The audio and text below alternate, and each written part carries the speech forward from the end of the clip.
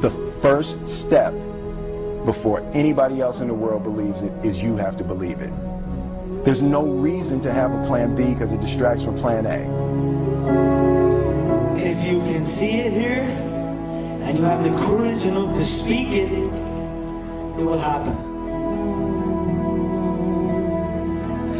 You see what I'm saying? You want to be in a dominating point, okay? So what we got to do is we got to get you thinking. We got to get you thinking like the dominators think. How do they act? How does Warren Buffett act? What does Warren Buffett do with his time all the time? Those are the people I study today. I don't study the people that I went to school with, the teachers I went to school with. I don't even study my own family members, okay? I'm looking for people that are way up here that I can say, hey, what are they doing? Because they're doing it right. So I look to surround myself with people that can dominate, people that are certain, okay? People that know what they're doing, people that are in control. You know, if you don't surround yourself with other dreamers, here's what I know. If 9 of your friends are broke, you're going to be the 10th one. That's it. If 7 of your friends smoke, you're going to be number 8. If you stay with that circle of friends, you've got to surround yourself with like-minded people. See, stop telling your big dreams to small-minded people. If you don't go home tonight tossing and turning, truly making a decision where you're tired and jacked up at the same time, then I'm not talking to you. Weird things happen to people when you make a decision. My mom wanted me to be a truck driver because that would mean I would make $24,000 a year if I went to Truck Masters, and that would be twice what my father made. And she thought that would happen, but something inside of me said, I don't want to drive a truck. There's something else that matters more to me, and I decided I was not going to go for money instead of passion. And the rewards have been pretty amazingly better than being a truck driver. It's not bad being a truck driver, it's just not what I was after. And I look back, and one of the things that helped me was my original teacher, Jim Rohn, who's a personal development speaker. I went to hear when I was 17. He said something the first time I heard him, and he said, you know, it's really simple. If you want life to change, you got to change. If you want life to be better, you've got to get better. It's the only way it happens. And luck will show up for people and to leave them. But if you're constantly improving who you are and what you give, game over.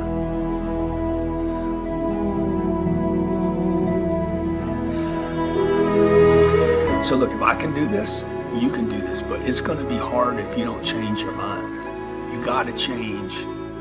You got to change the way you think. And the way to change the way you think, ultimately there's 2 ways, okay? I mean, there's probably 3 or 4 ways, but first of all, the one way is to start discipline yourself. Catch yourself every time you say, I don't have time, say, hey, I create time. Every time you say, I don't have money, I create money. I put the third eye on Einstein's forehead because I respect him as a visionary and a person that can see what doesn't exist in most people's eyes. Most of you guys focus on all of the things that you can see. A visionary specializes. Only those who can see the invisible can do the impossible. Only those that can see the invisible. How do you see something that doesn't exist? You have to be a visionary. You have to be a person that can say, yo, I just seen something. I'm talking about people that really want to figure out how to move themselves forward. And you know, I find that so many of us think that our dreams are unreachable or unrealistic, and it's just so sad. I mean, people think that their dreams disappear. And if that's what you think, congratulations, you're officially stuck. And the truth is that our dreams are always there, and they don't ever give up on us. We give up on them. But here's the secret. If you just force yourself, and I mean force, because I know damn well none of you want to do anything about this, but if you just force yourself to take a couple small steps, there's always a surprise. Everything I've ever done started with a fear. That fear of having a dream, and that fear of, oh, I can't dream that, you know, I'll never be able to do that. Right. You know, it was important to know that, yes, you can have that dream, but you have to know, honestly, what it's going to take for you to achieve that dream. And then I came up with the quote, and it goes for everybody, all genders, all races. You know, don't be afraid to close your eyes and dream, but then you have to open your eyes and see the reality of what it's going to take for you to achieve that dream. And a lot of people, they kind of see, whether it's musicians or athletes or entertainers or even just successful people, but they don't understand the thing that it takes for them to get to the point that they've gotten. And you know, that's why it's a very important quote to me, and I think it, you know, it has inspired people, and it inspires me every day. See, this is what people do. They set a target. You remember when you were a kid and you set targets that were big, giant, had nothing to do with reason? They were giant, right? And then you had some difficulty getting to it, and somebody said what? Dude, your goals are unrealistic. You need to drop your goals down.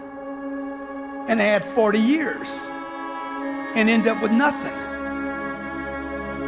Certainly not congruent with your potential. How many believe you have more potential than you're going for right now? Dude, it's way up here. It's beyond what you're going for. So you want to set it here. I want to set my targets up here. I never lower a target. Never, ever. That's my target. I'll fail on my target. My whole lifetime I might fail on that target, but I won't let it go. Success is something entirely subjective. Success is not about having lots of money, living in a big mansion, having an indigo suit. Absolutely not. That's part of it, but it's not the whole of it. You see, success is when you attribute value to things that matter to you.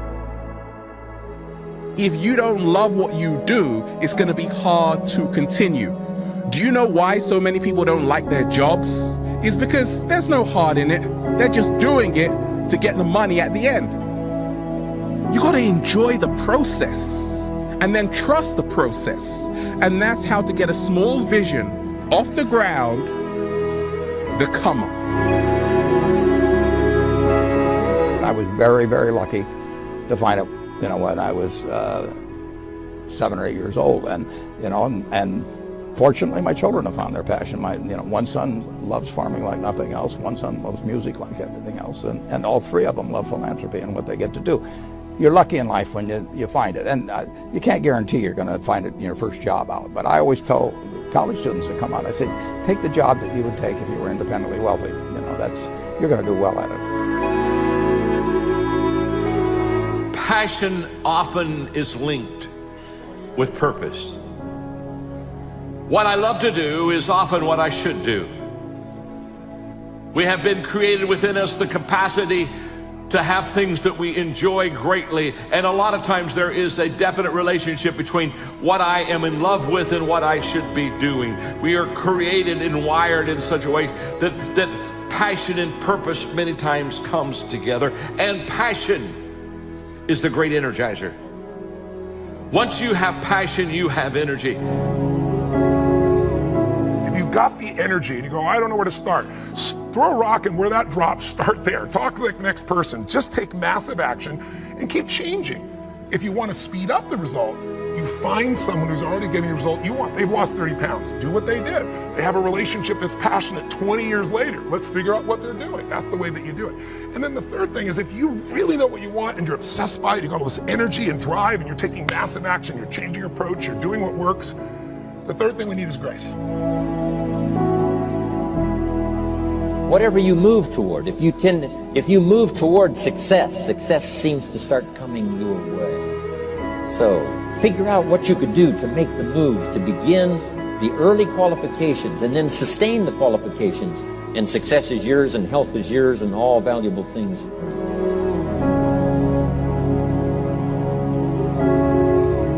So the point is you don't have to wait in line. You don't have to do it the way everybody else has done it. You can do it your way. You can break the rules. You just can't get in the way of somebody else getting what they want.